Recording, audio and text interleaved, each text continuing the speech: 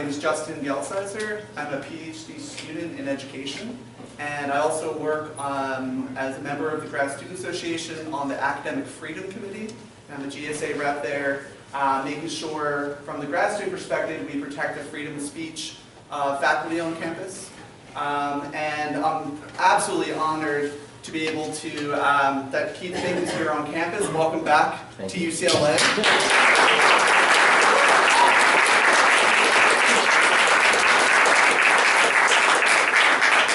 Unfortunately, around just a few minutes, I actually am leading a different event, a keynote speaker event upstairs for international students, so I can't be around the whole meeting. However, I will briefly say I was also a former TA for the Department of Communication, the same department that Keith Fink worked in. And back when I visited his class, I actually signed up for one of his courses. All of my undergraduates were raving about him. I said, I'm going to check out this class, signed up. I had never seen anything like it. And I've been teaching for about probably 12 years now. And the response from students from all political perspectives were incredibly supportive of him. I was incredibly impressed with the Socratic method used. I think that a place like UCLA should encourage more. And I was so blown away from a teaching perspective. And then when I found out of the case that the university was trying to remove him from the department that I was working for, I supported him in the Academic Senate. Keith is going to speak about the story in more detail. It's not just faculty who are at risk for freedom of speech on campus, it's also students. And the department, we'll get into this, actually came after me for supporting Keith as a student.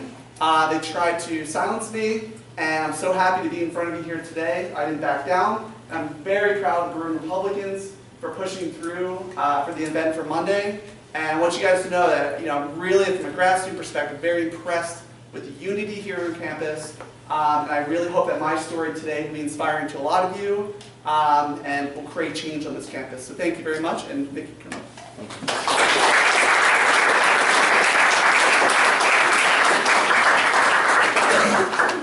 Hi everyone, how you doing tonight? I'm Nick Mathis. I used to be a member of the Bruin Republicans a few years ago. And I just wanted to start by thanking the Bruin Republicans for having us here today. I know you guys have an excellent track record of speakers coming, whether it be Shapiro, Heather McDonald. You guys just have generally excellent speakers. But I think tonight, speech is especially important. And it doesn't matter who you are, or where you fall on the political spectrum, what race you are, what gender you are. Tonight, speech will directly affect you. And now let me give you a little bit of background about Professor Fink. He's a Bruin himself, and he's the most decorated debater that the school has ever seen. He won 3 years in a row, and no one has ever come close to doing that. He started teaching on campus 10 years ago, and he was such an excellent professor that they actually quadrupled the number of his classes. He was teaching 4 classes a year ago. And by any objective measures, he is, in my opinion, the greatest professor that the school has ever had. And it's an absolute gem when we're blessed with a professor who is engaging, who's brilliant, and most importantly, teaches us how to think, not what to think. And you would think that would be a given at a college, university, where we have a free marketplace of ideas. But ladies and gentlemen, think about it. Has it not become the perceived role of professors to condescendingly preach their morally superior ideologies and simply teach us what to think? But this is not Professor Fink's teaching style. He didn't present popular opinion, but by boldly presenting ideas that may have been considered triggering to many, he gave us the opportunity to re-examine our own life of ideas. I know that my intellectual horizons were challenged and therefore broadened, and if I had not taken Professor Fink's classes, I would not be the man that I am today. But to many, Professor Fink is not only an educator. He is a mentor to so many of the students here. Any student interested in law, or if they had any kind of problem in law, were welcome to go to Professor Fink, and he would welcome them into his lives with open arms. And he is the only professor on campus, in my opinion, that is always on the side of the students. Now, as someone who works for him and seeing how much work he does, I don't understand how he had so much time to meet with all the students and help them with all their personal issues, but it's a real shame that UCLA has stripped us of the valuable resource that is Professor Fink.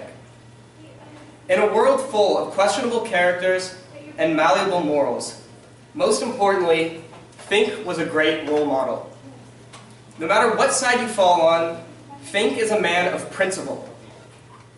Even in the face of a morally bankrupt administration threatening to take away his illustrious teaching career, he did not kneel over and continued to fight for students' rights and basic principles like free speech and due process. But by employing a series of dirty tricks and shocking lies, the school was able to effectively eliminate Fink as a lecturer. He may have lost his job, but we are the real losers, the students.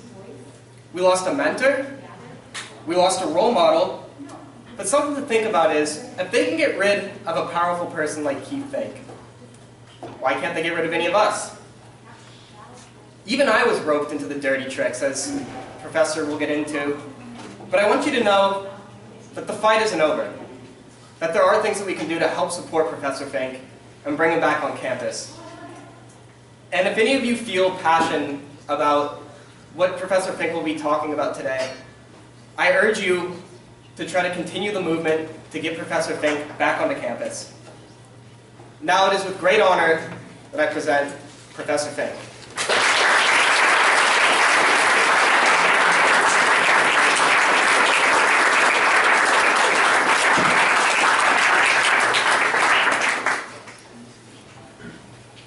Thank you, Bruin Republicans, for having me. It was a privilege to have been a student here in a time of intellectual pluralism on our campus, and it was an honor for me to have taught for 10 years. And I will not give up my fight to be able to be a positive influence in your lives, and if I'm not back teaching next year, in the lives of other Bruins. That is the thing that is the single most important thing to me. It's not my professional career as a lawyer, my travels around the world, which I do for my own enrichment. It's being connected to the students at UCLA.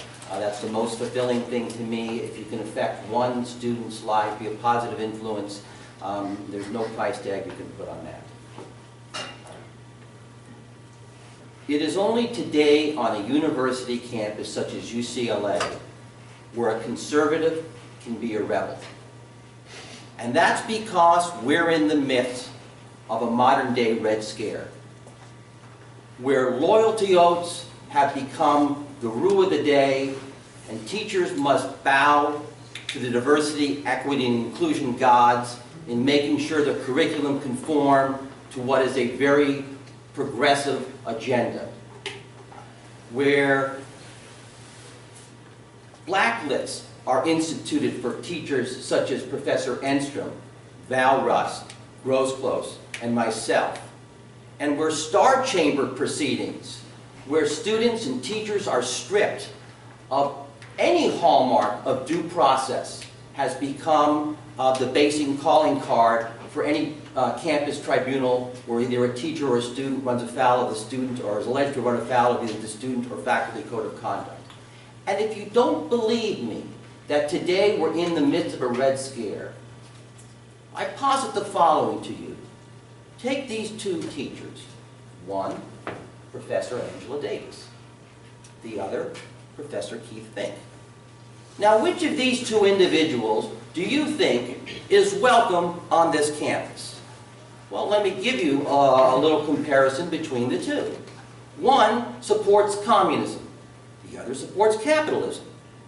One supports the Black Panthers. The other supports the Bruin Republicans. One carries around a little red book.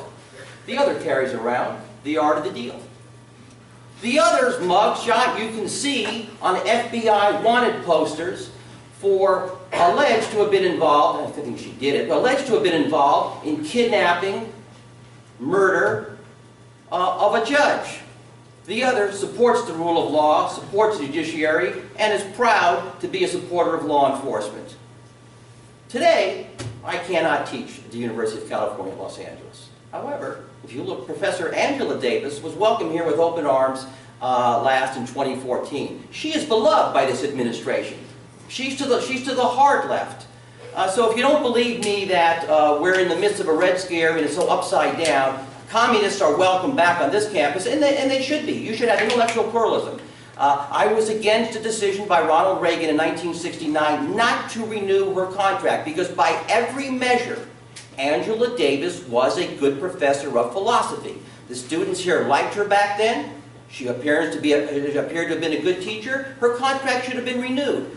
We want to have at this university intellectual pluralism. You saw me when I was a young student. My debate partner was Gloria Allred's daughter. Many of you know her name is Lisa Bloom. She's an excellent attorney. It's funny, in postings of the debate team back then, I happened to be placed to the right, she was on the left. I think there's a delicious irony in that. Is that because I was a Republican and she was a liberal? But it was great for my own intellectual development to be at this school where we had teachers of different thoughts and we had students of different thoughts. And I was not only, even though I was to the right, I would go to the Black Student Union meetings, to the Democratic meetings, because that's how you test your thoughts as a young person. So how did this all start? Why is the school so afraid of me? Okay, so here's how it all started. I was a nothing. In 2008, nobody knew anything of me. I stopped teaching as a law professor. The chair of the communications department was somebody named Paul Rosenthal, who happened to know me when I was a student during the days of Ronald Reagan. You saw me, I won 3 national collegiate debate championships for the school. I spent every waking hour working to be the best I could be as a debater. So the chair knew me because I would be here till 2, 3, 4 o'clock in the morning, and he would be here working in the Comm Studies department. So I got invited to lunch.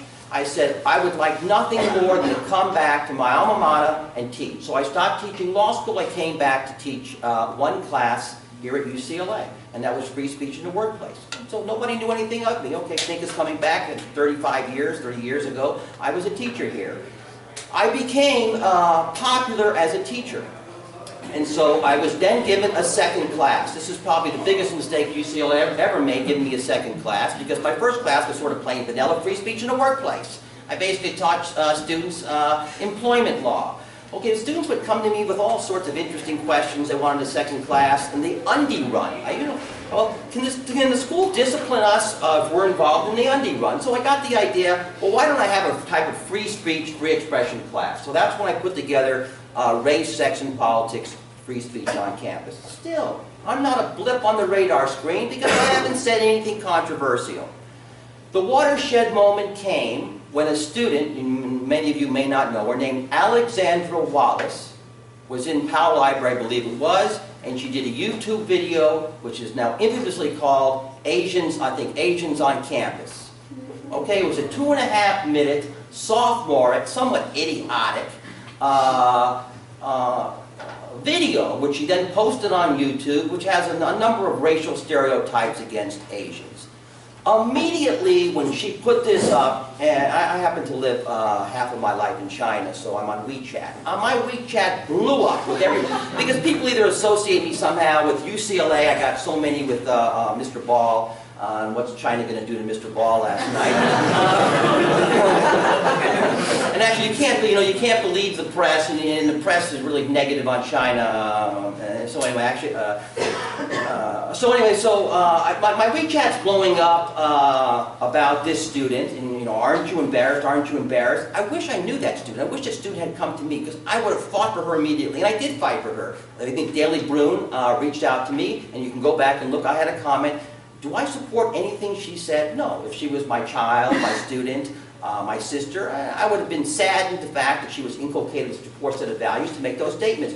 But she has every right to make those comments. There is no exception to the First Amendment for offensive speech, for racist speech. And you can see what Chancellor Block, so the administration came down on her, the student population wanted to kill her, and the Daily Bruin didn't support her. Nobody supported her. I supported her. I supported her right to free speech. And I've been consistent on that. So this is how it started. Okay, so students, I think all the students here, they're open-minded. You have to explain to them the First Amendment, the importance of the First Amendment, and what the law is that undergirds the First Amendment, and then they get it. And this is what the Chancellor should have done, not saying he recoils when someone invokes the right of free expression. He doesn't care about free expression, but that's another speech you can look I gave for the Young Americans for Freedom a few weeks ago. That is how it started. I was on the radar. And how do I know that? Well, there's a student named Austin Ford who was in the military. I happen to draw a number of military students in my class. I guess that's because I support things. I support drone strikes and things consistent, I guess, with what right-wing students might enjoy. So I have always a big turnout. I have a big turnout of the military students. Okay, so Austin Ford was a military student. The military students are really good students. Many of them are older, and they take notes and they listen to everything in class. He said, you know what, I want you to come. We're going to have your Know Your Rights presentation on campus. He says, it's going to be a big turnout. This is a big turnout tonight. It was raining. Okay, I speak to myself all the time. Okay, so 12 people come. I said, look, I don't need to talk to myself. You came for a reason. Introduce yourself. What's your question? I'm happy to answer your question. Well, that wasn't so good for the 2 dean of students that were there spying on me.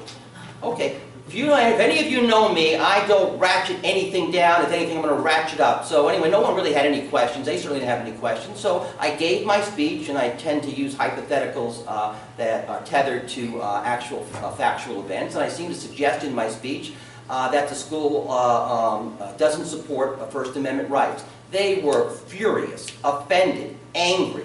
They tried to argue back with me, and they got up and left in the middle of my speech. Okay, now I only have a public education. Okay, so it doesn't take somebody, it doesn't take somebody with a Harvard degree to figure out, okay, that the administration is not too happy with me, okay, and that my speech is going to be reported to the higher ups. Okay, so I let my boss know at the time, Tim Groeling, who was the chair of the comm department, what went on. Just in case they tell you to magically have my classes disappear, here's what happened. Okay, so but it is very difficult to get rid of a teacher who's extremely popular with the students on campus, who by any measure is a great speaker, who is good to the students. And when there's a chair in the department who is a stand-up person, okay, he happens to, Professor Groeling is a completely stand-up person, he would never have gone along with any scheme to get rid of me. So I was pretty much safe as long as Professor Groeling was a teacher. So I went from 1 class to 2 classes to 4 classes. And you guys all know as students, you can ask other students, you can look in Bruin Walk as to the evaluation of me as a teacher. If I was not the most popular teacher on campus, I was one of the most popular teachers on campus. Not only because of the quality of my teaching skill and ability, also because of the mentoring that I gave students.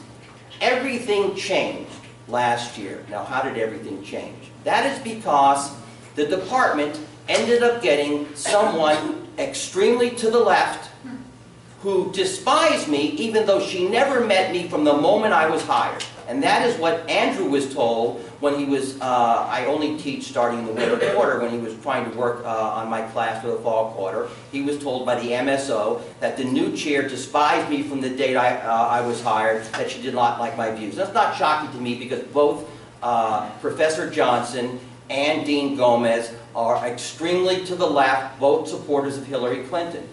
Hillary Clinton, who's someone personally I have a strong dislike for. And again, but that's all my own personal opinion. I don't teach my own personal opinion, but in the context of trying to make students see both sides, students are well aware of my dislike. I call them the worst family of the Clintons. And so, for example, if the Trump situation is coming up, and I've been teaching on sexual harassment, and students want to tell me, oh, the comments that President Trump made to Bush, those are extremely offensive. Okay, fine. I'm going to hold you to that standard now. That when you think a president acts, and presidents should respect women, right? Okay, what do you know about Bill Clinton? And then I go over the laundry list of Bill Clinton, of the women that he harassed or raped. But Bill Clinton, as bad as he was, who was worse? Hillary Clinton. What did she do but support him and then attack those very women? Now, this is not for me to try to brainwash any of my students into thinking they dislike Hillary Clinton. My role as a teacher is to expose you to both sides. I just test and probe. Okay, that happens to coalesce with my own viewpoints, but that is not my objective in teaching. And then students, they find that interesting. So, that is how it all started.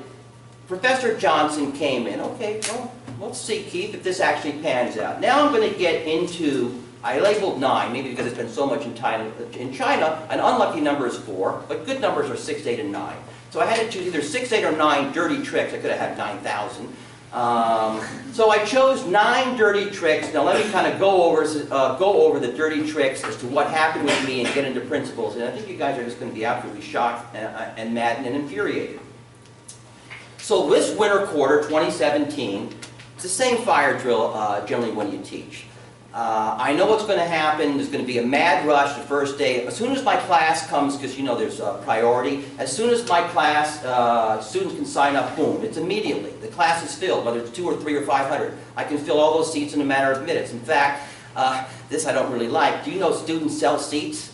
I guess it's a badge of honor, but it's not. But I didn't like that when my seat was going for $300. I thought, this is unfair. And isn't that discriminatory? I mean, shouldn't the Diversity, Equity, and Inclusion Department be upset about that? That only the rich students can get the most favored classes? So anyway, that's generally how my classes work. I have the same class, Rolf 1200, with 293 students, okay? And Professor Groeling, who was my superior for about 6 years, we worked out the most rational way to run my class. There was 200 for one and 225 for the second. The first day of class, as you guys know, people come who are really interested to see if they can get a PTE. You all know what a PTE is, okay? And so what I worked out with Professor Groeling, students would, if they came the first day and if they waited till the end of class and you signed your name and you were a senior, I would enroll you. I would enroll you manually with a PTE, and then based on natural attrition, there'd be about 250 or so students in my class. That is the way it had worked. So, Wednesday was the night I taught, same thing, students came. This last year I gave 41 PTEs. That was on a Wednesday. Okay, then on Thursday, students go to the registrar to use their PTE. The PTE is following UCLA's rules regarding PTEs and is enrolling the students. Now let me show you this, because we're going to get into the first dirty trick and the dishonesty. Yeah, Andrew, you didn't play the twist of law? Andrew, okay, Andrew, okay, let's take a stop here, because you got to see this. Andrew, can you just... UCLA is a microcosm of the macrocosm. They continuously and consistently trample students' rights. They abuse the law, they twist the law, they send out these interorm emails which either chill speech that they don't like, or they actually punish students that run afoul of these types of policies that don't conform to their liberal ideology. Okay, they twist the rules, they distort the rules, and they ignore the rules. I stand by everything that I said. I leave it up for you to decide whether or not this administration at UCLA does what I accuse them of doing. Let's start with the PTE. You can read the PTE rules just as well as I can. I believe this gives, it's disjunctive. The word or is disjunctive. It gives me the unfettered right to issue manually PTEs, A and B. I can override, as the instructor, a class cap. Of course, you have to construe rules in the context of rules of reason, right? So if a class is 293, I couldn't enroll 294. To me, the rule is black and white. So I enroll the 41 students. Of course, the registrar is acting, you can go back, Andrew, thank you. The registrar is going back in conformity with the rules and enrolling them. All of a sudden, boom, the registrar is told stop, disenroll them. No one is enrolling in Fink's class over 200. Now, students are calling me, students who were given the word of a teacher that you can enroll in the class. And as you know, when you get that word, you get the PTE, you drop other classes because you're now getting in a class. So students are now in a bad position. They've dropped classes, they've been told they can enroll, and now they're being told they can't enroll. Okay, so I am upset because I know what the rule is. I try to get these things resolved amicably and rationally. The university ran me around all Thursday. I went from one chancellor to another chancellor. I explained exactly what was going on.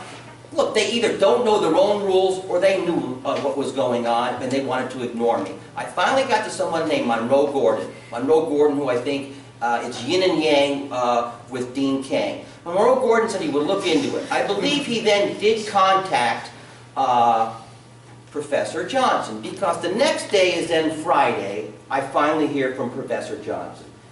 Professor Johnson tells me in no uncertain terms, it ain't going to happen.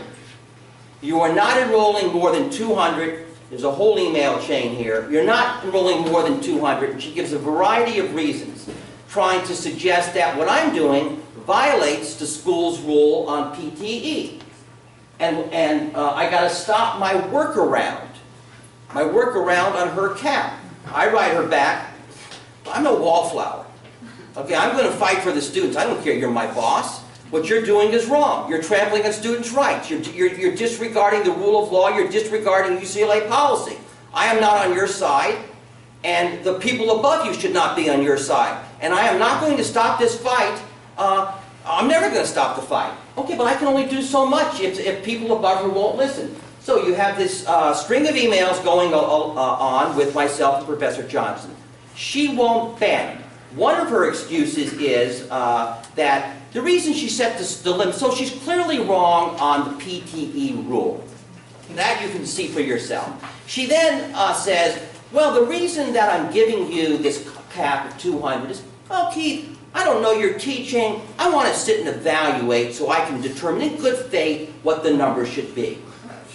The next week on Tuesday, because she knows I am not going to listen to her overriding what the rules are, she then moves my class for the next quarter to a smaller room of 171 with a cap of 170. Well, wait a minute. You told me you were going to determine my proper class size after you sat in my class and evaluated it. If she could have put me in a breadbasket or in the janitor's room, she would have done that. They wanted me out from the beginning, and they were going to have me speak in the last year to as little students as possible. Now, go back to the first email she sent to me. This is just a mundane situation, right? We're dealing with the number and class size. I think you probably would say that's true. Why are all of these people copied on this email? Now look at who's copied. These are not small potatoes. You want to talk about dirty tricks? This was planned at the beginning. Dean Gomez. That is the Dean of Social Sciences, the person that was going to decide my fate on whether or not I met the excellence review criteria. Both of the NAs are in her department. Why were they copied on that? Makes no sense to me other than the fact that UCLA had this planned out from the very beginning. They were getting rid of me. Okay. She also says historically there had been a limit of 200 people in my class to PTE. That is an out-and-out lie. UCLA has intentionally lost the data. They claim to have lost the data for the years prior. And the year prior to that, I believe I had 55 manual PTEs one quarter and 43 in another. And you can look the numbers in the class with 216 or 243. It's one lie after another on the PTE issue. That's dirty trick number one with the PTEs. Now think about it.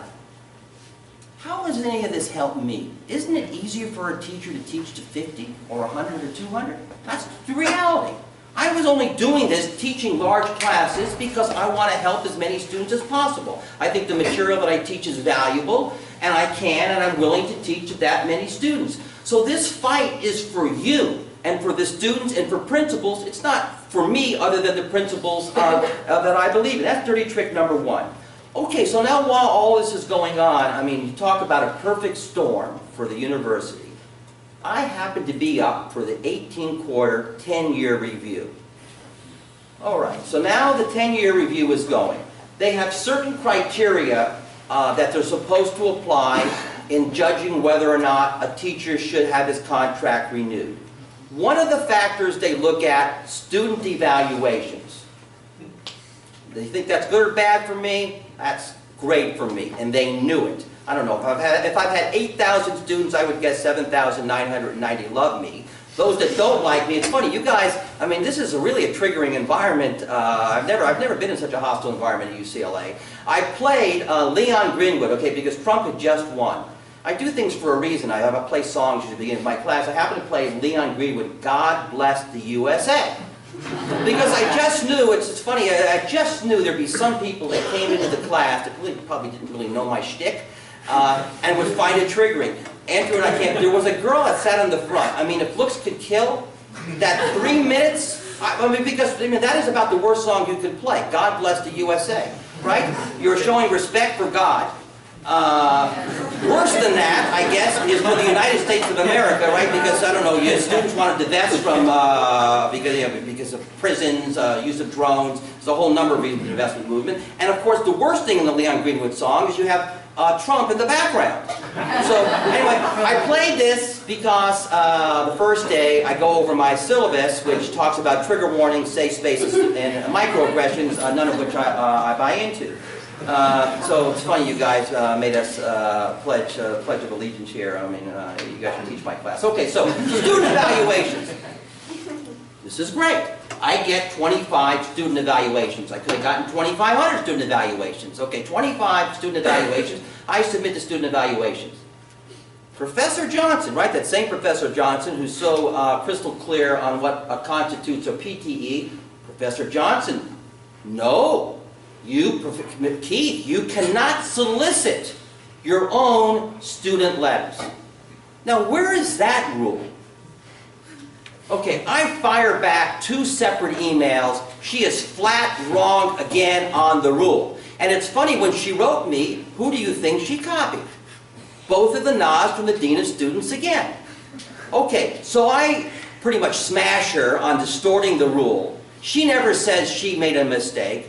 Na says, Na jumps in here, oh, she didn't really mean what she said. What she meant to say is, if you submit those on your own, they're given less weight. Are you kidding me? This is the chair of the department. She doesn't know the rules. This is the comm department. She doesn't know what she said.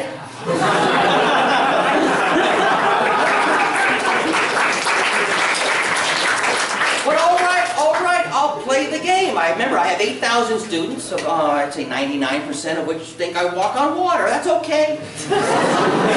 I'll get you 10 names and you can solicit them. So I get them 10 names at a certain date when they're supposed to get the letters. Now, how many of those 10 do you think they solicited? They think they got?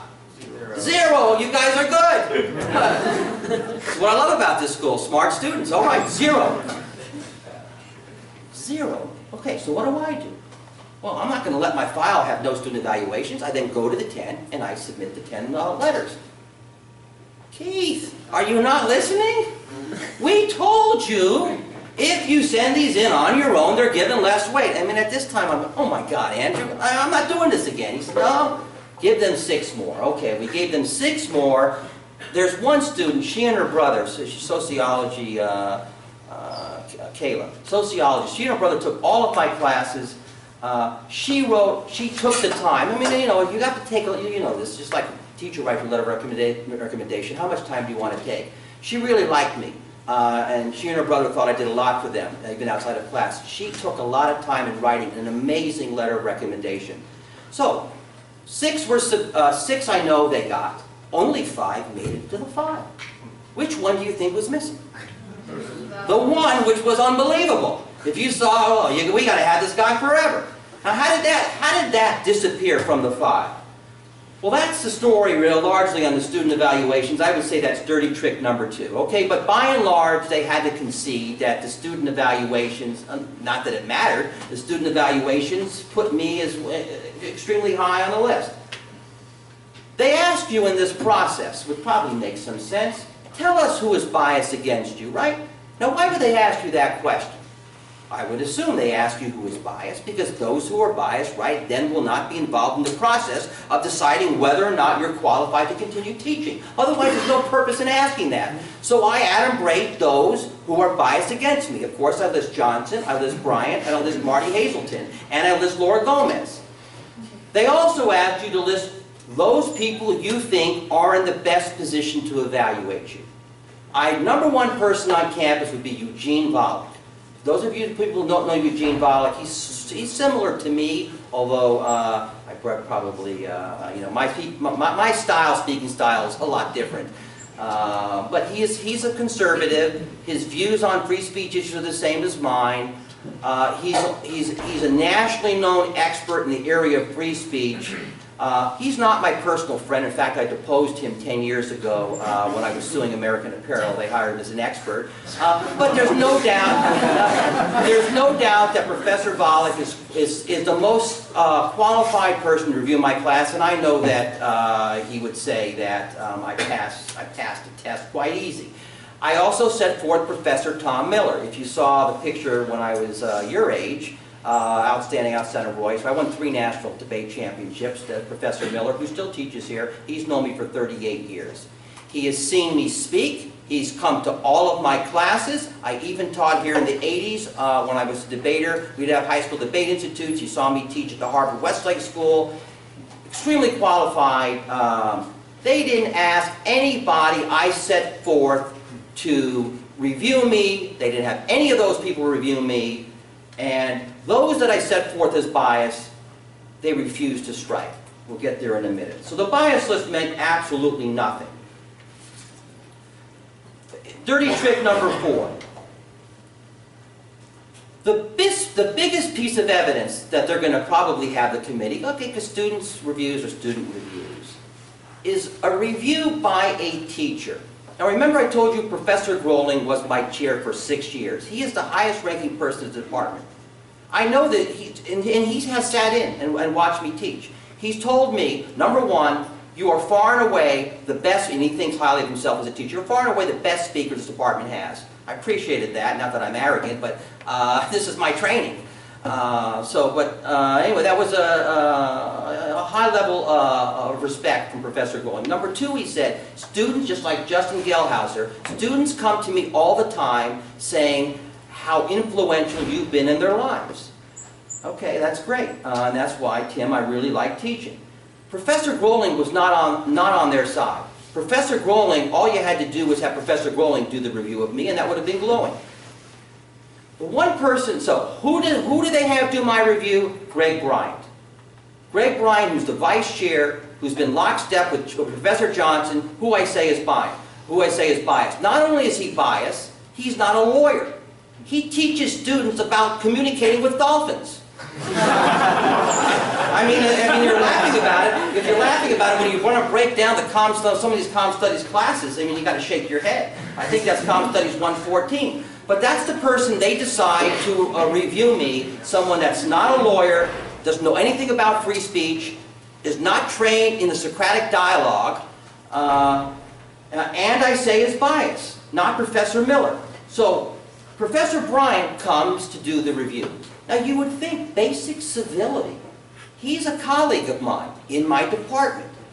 Wouldn't you think he would come up to me and say, again, assuming two right, this is good faith, hi Keith, it's nice to meet you, we've never met in all the 10 years you've been here, I'm going to do the review.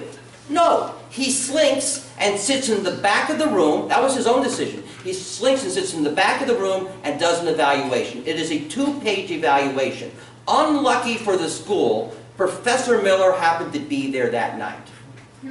Professor Miller, you can see the record, did a 5-page review that actually goes over every criteria that's supposed to evaluate me and honestly evaluates me. Professor Bryant's review is entirely dishonest. And I also tape every one of my lectures. You can see I submitted a 48-page response to every single clause in Professor Bryant's letter, calling him out for each and every lie that he committed.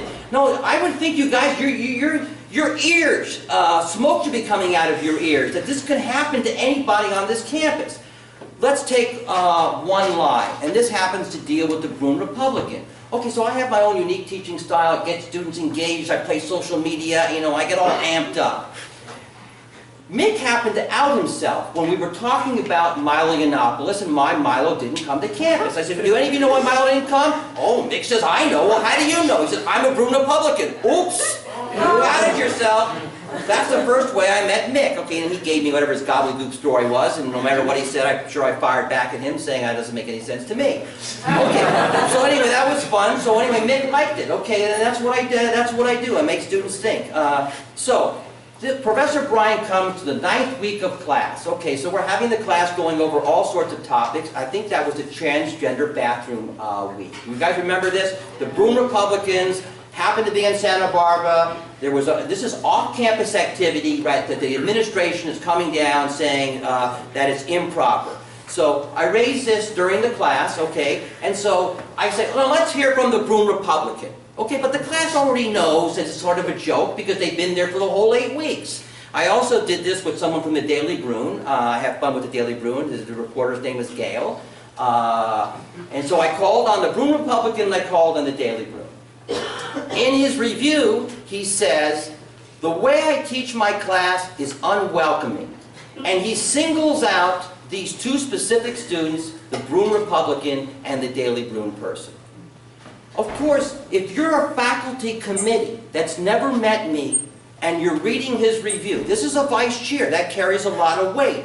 And it says, I did a review and the way this teacher runs his class is intimidating and it's unwelcoming. That would be troubling. That would be troubling to me if that was true. He never asked to speak to Mick. He never asked to speak to Gail. None of this was intimidating nor unwelcoming. So both Gail and Mick submitted declarations in connection with the review, calling him out for each and every single lie. I mean, that's just one of the lies. He also says during my speech that I spoke negatively of people in the administration. He leaves out the fact, this happened, how did this come up? In 3 hours I go over many issues. That week, Dean Kang happened to come out talking about Title IX. Do you remember this? There was the floodgates opened up, UCLA was exposed, and UC campuses overall were exposed for many sexual assaults. And Dean Kang told you, oh, don't worry about it. I'm the new sheriff in town. I've cleaned up the whole Title IX department. We've gone from 2 to 7. Now, I know you guys don't do any pushback. You either don't read the stuff or you don't know how to vet this stuff. Now, wait a minute. Why did we go from 2 to 7? Did we go from 2 to 7 because 2 was not enough at the beginning and we went to 7? And you say we went to 2 to 7. How do I know that these 7 people are qualified? You say in this email that they have the smarts and the hustle. Go back and look at the words that he uses. He doesn't say what the qualifications are. So I raise his email. I have a discussion with the students about this. So he takes this discussion out of context to say that I made negative comments about virtually everybody in the administration. Completely false. Jasmine Rush, who is the Dean of Students here, who I've met in context of supporting students accused of conduct code violations. I wish she had control of this university. She is a stand-up, completely honest person that will not take the side of the administration when she sees the administration is wrong. At this speech, I also mentioned, she no longer works here, Danielle Myers. At the time, we had 2 people in the Title IX department. Since I'm involved in a lot of Title IX issues for students, both male and female, I knew who was in the Title IX department. In my opinion, one woman was unqualified. She was a very young woman with very little experience. Danielle Myers was qualified, so 50% were qualified. So his comment that I made negative statements towards virtually everybody in the administration is an out-and-out lie. But most all, if you look at his review, his criticism of me was based on that which is protected. He didn't like what I had to say in my class. And he says in there that I'm pushing my own agenda, but I'm not pushing my own agenda. So if you look at Fire wrote a letter to UCLA saying that exactly what Professor Bryan is saying is the best evidence that there is, that UCLA is coming after Fink because of his speech. So the Bryan review was totally dishonest. At this point in time, you know, I don't know how, I'm out of the job. How does Johnson and Bryant still have jobs? Okay, so that's the Bryant review, that's number 4. Dirty trick number 5. Now I believe in student advocacy. Okay, you've got a right to free speech, you have a right to assembly, you have a right to petition. Okay, students, you know, the problem here is I am a white, male conservative. Now that doesn't really get alarm bells going off, okay? People sleeping in the hall in Murphy Hall, you know, until I'm put back in camp. Trust me, if it was Angela Davis this happened to, students would be setting the campus on fire. All right, so you know, not that I would want that to happen, but that's what really would be happening. You know, you guys don't get all excited. Yes, you guys like me a lot, but you know, it's just you're a dime a dozen, Keith. Okay, so students did a petition. Okay? Every time I would make a television appearance, thousands of people would support me. And I would get support from both sides. Really, this is an American issue. Free speech, due process, student rights being trampled. People would support me. Thousands of people would sign the petition. And every time it's got signed up, this would go to all of the Board of Regents, Chancellor Block, and other high-level people. Andrew, did you see the petition? So maybe I would go on Carlson. People would go up to 4,000 at midnight. And then all of a sudden, numbers would go down. 2 o'clock would be 3,800, 3,600, 3,400, 3,000. Now, I'm from a different age, where we didn't have the iPhones or computers and all this kind of stuff, so I rely upon Andrew technology. Andrew, what's going on? It's hacking. It's obvious what they're doing. They're hacking into the system. UCLA has the... Who else would have a motive to have the numbers lowered? Only UCLA. And UCLA can have the resources to have it hacked. Okay, so that's number one dirty trick on the petition. Worse than that, Mealon Chatterjee. Most of you probably never heard of Mealon Chatterjee. Mealon Chatterjee was an Indian grad student who was trying to get a law degree at UCLA. He was president of the GSA. Mealon Chatterjee got run out of UCLA for his speech. He had to transfer to NYU. So Mealon put a comment on the petition. This guy's a smart guy, and he's not too happy with the way he was treated at UCLA. Isn't it ironic that Professor Peterberg, who the school has determined is a serial harasser, you guys know Professor Peterberg, right? He committed sexual harassment of at least 2 students. He is allowed to teach at UCLA to empty classrooms. His classrooms have to be empty because nobody will sit in his classroom. So how is it that Professor Peterberg is teaching, but Professor Fink isn't teaching? I mean, it was a pretty harsh comment. It was good. It was right on. But what happens after this comment? Yeah, do you have it? Do you guys know what this is? That's called a bot. Somebody employed a bot. 10,000 of these things, whatever. Thomas Henry, Sarah Henry. Thomas Henry's an irony. Thomas Henry, the freedom writer. Thomas Henry, Sarah Henry. All these Henrys, 10,000. What's the purpose of a bot?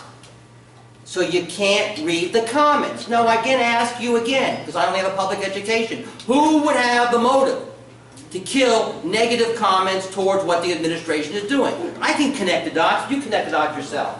So there's a reporter, she took my classes, named Katie Arnold, who was my student for the campus reform. She reached out to Tom Tamberg. Tom Tamberg is the school's apologist. And the UCLA hired him. He used to be the apologist for the archdiocese in child abuse cases. But he is now... I am not making this up. Okay, so she reached out to Tom Tamberg for a response as to whether or not UCLA was involved in the hacking and employing of the bots. Look, isn't this simple? It's very simple. It's like, you know, did the priest touch the boy or not? It's either a yes or no. It's the same thing. You're either hacking or employing the bots.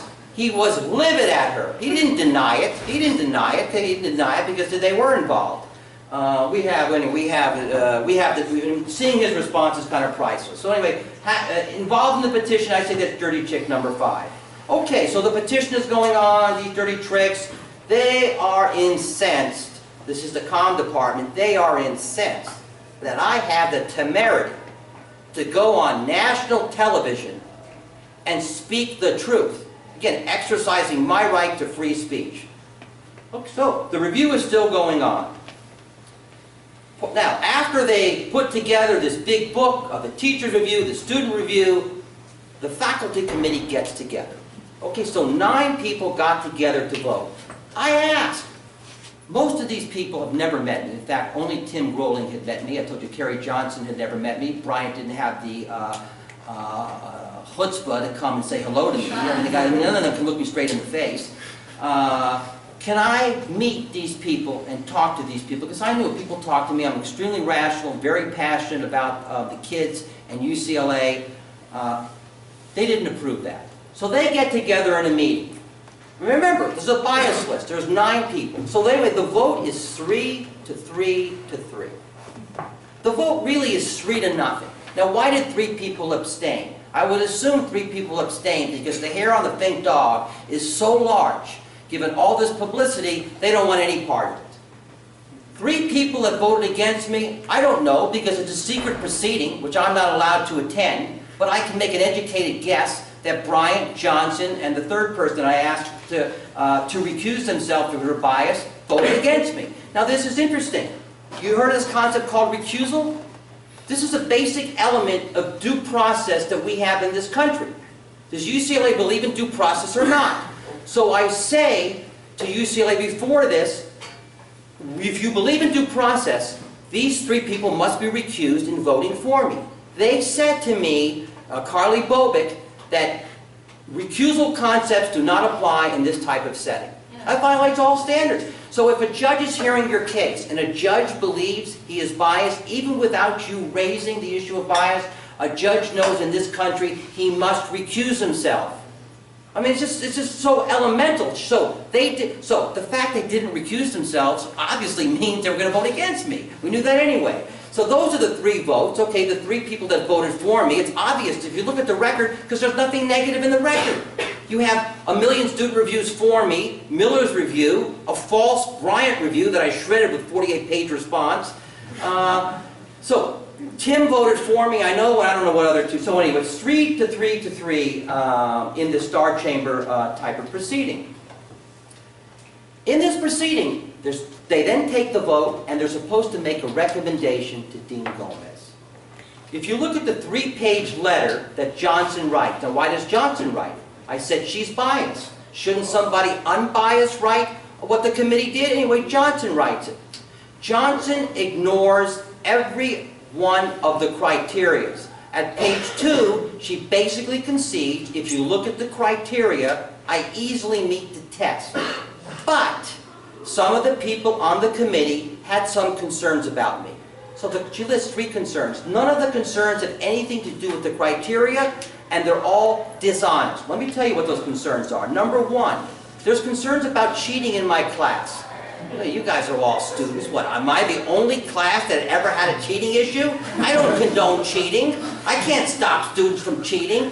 And it was 8 years ago, I was embarrassed about this. Look, cheating in the class was a bad reflection on me, it's a bad reflection on the department, it's a bad reflection on the school. When I found out there was cheating, I went nuts. Where I will fight for students to the death. I'm not going to support you if you cheated. You will have to suffer the consequences. And I believe in John Wooden and his principles.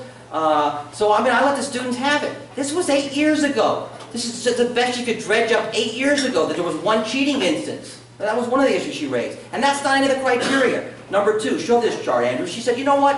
The students don't really like me. The reason they say it is because, you know what? The way students like you, it co-varies with grades. Co-varies with grades? Huh. Grades? This is the department. Everybody gets an A+. These are her own grades. What a joke. So you know what? So I said, my class loved it. My last class, you said, you know what? All I want to do is be excellent. So now that I know what the proper grades are in the department, I guess I have to conform myself for spring quarter in conformity with what my chair says is proper grades. Totally dishonest. And the truth is, I came in 2008 after having taught in law school. And I came the first day dressed like a Republican. Big mistake if you want to have students in your class. They drop like flies. I then changed and started wearing Chinese clothing. They love me. I look more like a Also, I was told, look, Keith, you're a great teacher, but you're a hard ass on the grades. I was giving your typical law school curve. Law school, they have certain curves. Okay, so you're way out of whack with what the department is doing. The department told me to give greater grades. If this was ever an issue, I would follow whatever they want. That was her second thing. The third, she has trouble with my Socratic dialogue because it's intimidating. Socratic dialogue should be intimidating. The real world is intimidating. If you give an answer, the way a right Socratic dialogue works, no matter what you say, if the teacher is good enough, knows the material, and is a good speaker, no matter what you say, I'm going to tell you you're wrong. I'm going to push back. And if you don't like it, that's too bad. Go take the dolphin course.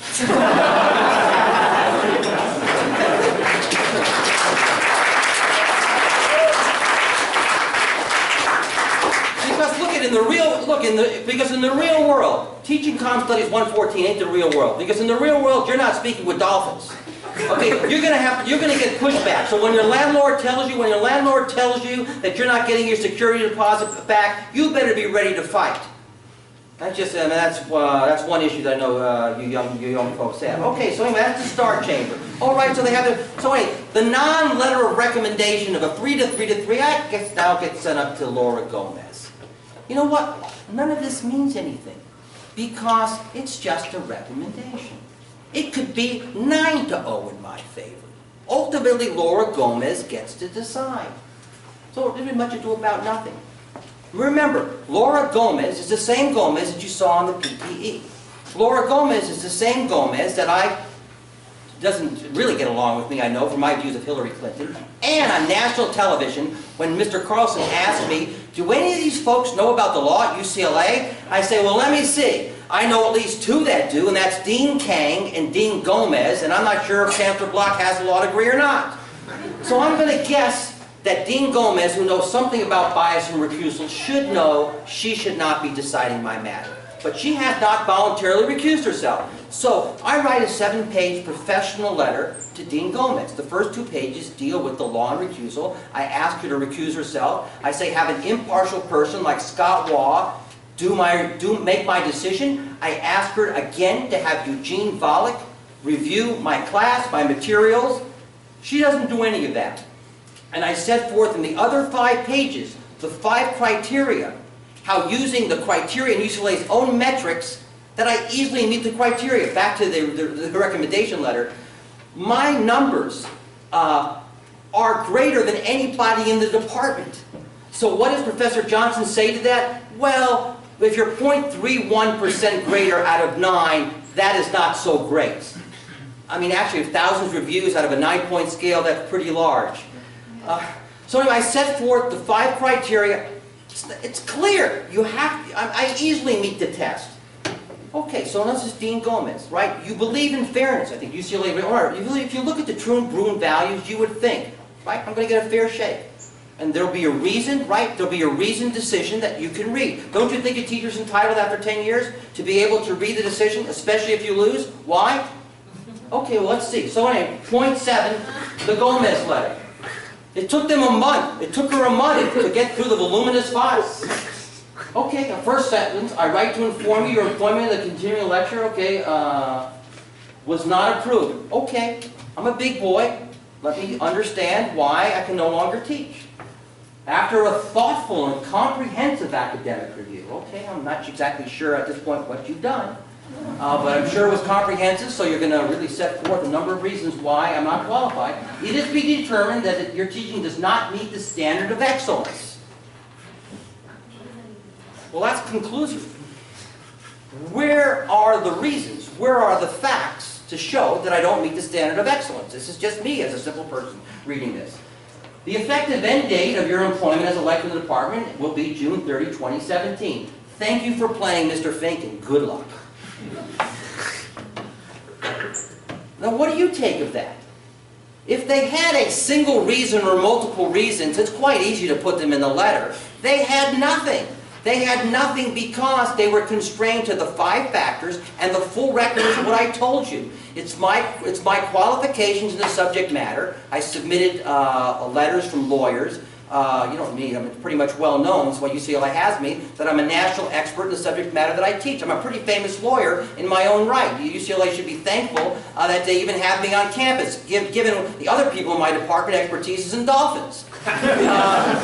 So anyway, the criteria is, 1, are you respect? Maybe he is an expert in dolphins. I don't know. So anyway, are you qualified in you teach and what you teach? How is the student reviews? Do you stimulate students' thought? I easily met all 5 factors. So what could she have said? All she could have done is relied upon the Bryant letter, which I destroyed, and which actually was destroyed so thoroughly that in that recommendation letter, there isn't any mention of the Bryant letter.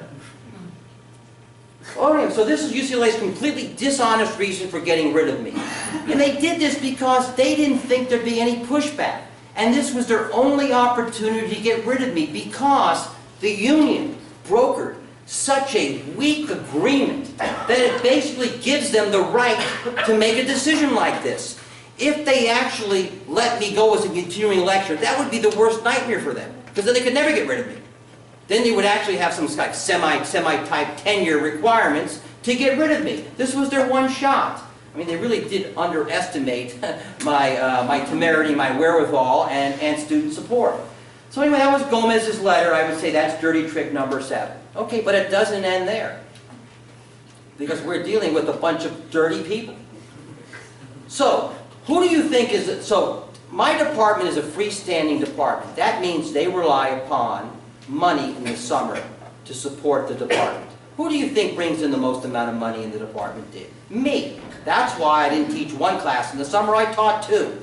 Okay, and my enrollment dwarfs anybody else's enrollment. Okay, but I knew what was happening in the game. I knew I was, no matter what I did, I knew I was going to be fired. Okay, it's okay. I'm a big boy. I thanked everybody, you know, I made sure to tell everybody on my last day of class that I now knew it would be pretty easy, I guess, to grade. I thank all my students. And remember, as my students, I'm always here to support you, whether you're in China arrested for allegedly stealing sunglasses. Whatever it is, you can reach out to me, a lifeline, and I'll help. You know, I would have helped them because I've got connections in Shanghai, and I would have helped them. I mean, people make mistakes. I don't know if they did or didn't do it, but they made mistakes, and I would have helped them maneuver through that. So anyway, I thanked them, and then I said, Andrew, I need to get all my mail, I need to get my paychecks, and I wrote the department at least a half a dozen times saying, Andrew's going to pick everything up. Whatever, June 1's my last day, I'm going to be in China. If you need me, you know, you can give Andrew all my stuff. They knew I was going to be in China. In order to teach in the summer, they must give you an appointment letter. So they never gave me an appointment letter for this summer. That is because they knew I wasn't going to teach. They also knew that, obviously, that I knew that, because I wrote them ad infinitum that I was going to be in China, and that was it. So, the summer class I teach to students, if you look at the enrollment, it's, I don't know, it's 12 times, 15 times, 20 times the enrollment in my classes. So I'm in China, enjoying myself in China. Andrew tells me, and the emails are coming in, can we get in your class? Is it going to be capped? Can you give me people from Brown, people from Australia, can you give us the syllabus? Can we get it improved? I say, Andrew, what is going on? Why are they holding me out still as teaching? We knew what they were doing. I can't believe they haven't made this change.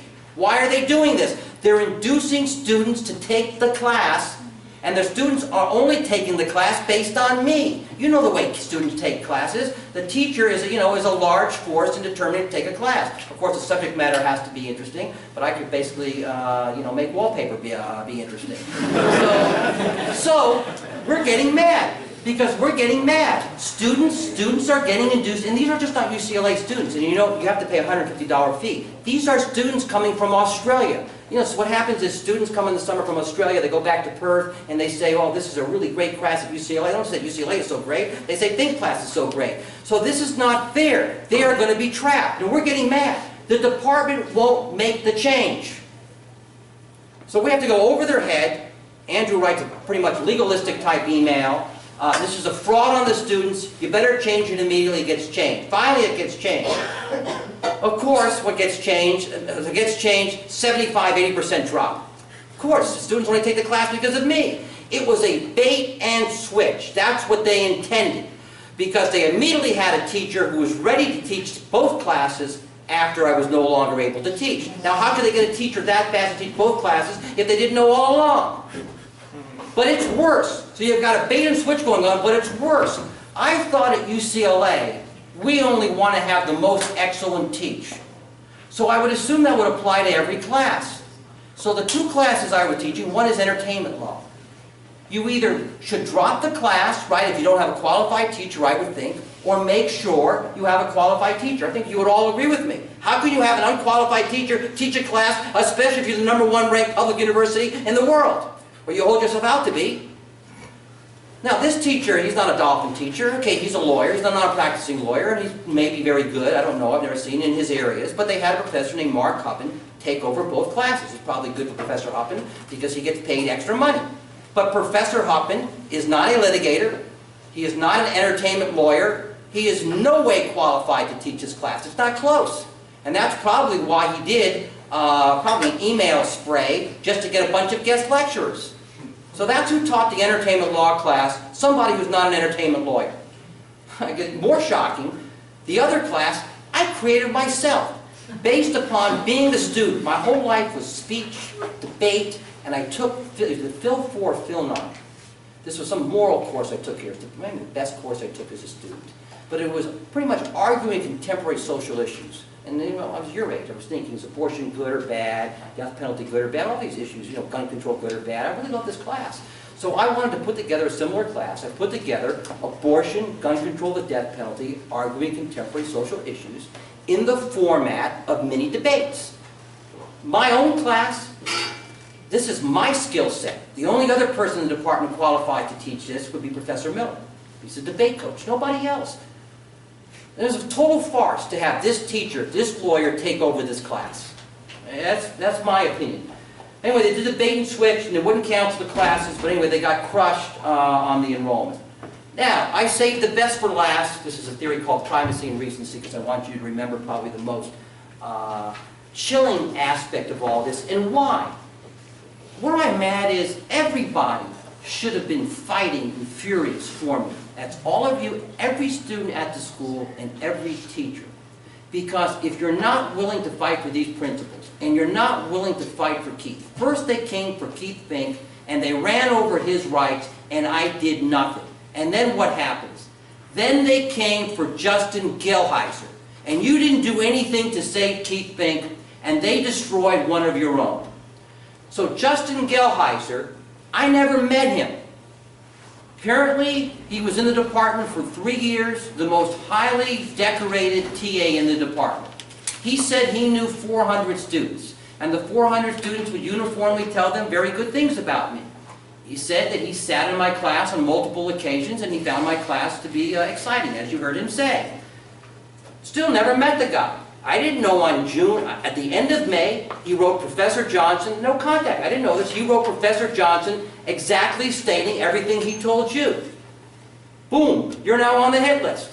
On June 5th, he wrote to the Academic Senate, and there's some folks on the Academic Senate who are villains who I told you I contacted initially in the PTE scandal to try to get that correction for the students. He laid out in great detail how he supported me. This is June 5th. He was going to teach 2 classes as a TA this quarter in the department. Those got pulled. Worse than that, he got called in by the department for a meeting he didn't know anything about. He comes into the meeting, and they say the following to him: you can either resign from the department, or if you don't resign from the department, we're going to destroy your career by going after you with a Title IX complaint. What? Title IX complaint? What are you talking about? Sexual harassment. Sexual harassment of whom? I didn't sexually harass anybody. You take a few days to think it over and tell us your decision. This was done by the MSO and the MSO's assistant. Now, do you believe Professor Johnson didn't know this was going on? Now, just take a stop for a minute. Do you know UCLA's policies on Title IX? If you really believe that there's a Title IX complaint, you are required, it's called mandatory reporting, you are required to report this to the Title IX department. This is why it is very difficult to tell a story that's a lie. If people push back on a lie, it unfolds. But many people, it's hubris, arrogance, whatever it is, in dealing with students, they don't think they're going to get pushback. Justin is sort of like me, younger version. He's pushing back. So, if there really was a Title IX complaint, this is 5 months ago, contemporaneous with this, they should have reported this. If they didn't report it, they should all be fired or disciplined for violating Title IX. But they doubled down on their lies. They claimed they made a report. Well, it's got to be. You guys do a Public Records Act. There was no report. And it's been 5 months. If there had been a complaint, there would have been an investigation. So they attempted to use the threat of sexual harassment in Title IX to destroy Justin's career simply because he came out in support of me. Now, of course, is there direct evidence of that? No. But this is generally the same thing in the employment context. I'm an employment lawyer, primarily, so when somebody wants to get rid of somebody, let's say because they're black, they don't say it's because you're black. So there's been a series of laws that developed where you can prove stuff by circumstantial evidence, by inferences. Okay, that makes sense to you. Generally, when people want to do something dirty, they don't come out and tell you the real reason. You know, if it looks like a duck, if it walks like a duck, it must be a duck. So anyway, Justin is pushing back. He's filed his own complaint. I mean, that's how horrifying it is. It's the same thing. They want to retaliate against him for supporting me. It kind of goes back. You got to scratch your head. What is it? This is a real red scare. What is it about me that is so frightening? So I believe, just to conclude, I believe it's number one that I do empower students in knowing their rights. Number two, I teach students how to fight for their rights. But what I think UCLA is the most concerned about is not only 1 and 2, is that you all can come to me, and no matter, like Mick said, no matter how much my practice is, if you all come to me and I feel that your rights have been violated, I will fight tooth and nail to fight for you. And I don't care how much resources the university has. I may be only 165 pounds, but I carry a big punch. I will fight. And I have fought. And they don't like that. I am not your regular dolphin teacher with the tweed patches. And so, yes, so I'm scary. So they don't like my thought. They don't like my thought one. And they know any student can come to me. I mean, it's a real shame. So those are the 9 dirty tricks that they pulled here. I'm going to conclude. Look, I'm going to conclude, but I hope that you guys think about this. And what I don't want you to fight for me. It's not about me. My life is fine. I do love teaching here. I love being here. I would like to come back and teach. My heart is with UCLA. I can teach in many other places. I only want to teach here. I just have a connection. It's just having come here. I just have a connection. Maybe it's more me, and then students can feel it's more me. You guys are the same as me. I came here. I didn't know anything. I was so happy for people that affected my life. I want to do the same thing. The same people who did good for me, I want to do the same. But it's not about me. It's about principles. It's about principles of free speech, of due process, basic fairness. If we go over true Bruin values, it's just, oh, I didn't tell you. Okay, dirty trick number 10. Okay, but really, we're dealing with we're dealing with some vindictive people.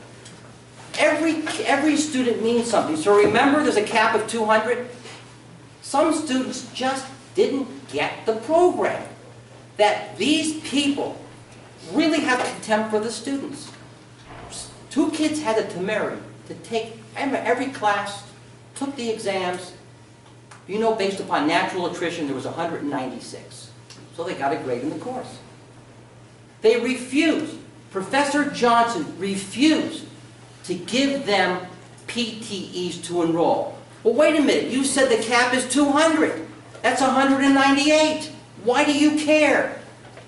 There's an article in Ha'am. You can read all about these 2 students in Ha'am. But what can I do? I can only fight. The ombudsman is a good guy, but he's powerless. He can't do anything. There is no voice for the students. I'm the only voice. In this capacity and these rules, I could do very little. I could fight for you and create holy hell in Title IX. I could holy hell in a lawsuit, but in terms of something as dealing with PTEs, I can't do that much. So I would hope that you would fight this battle for me, but it's not for me, it's for all the students, and it's for every teacher. And it's to have a university that you want to be proud of, to have intellectual pluralism, and to live up to basic values that we believe in Bruins and Americans. So thank you so much for having me. If there are any questions.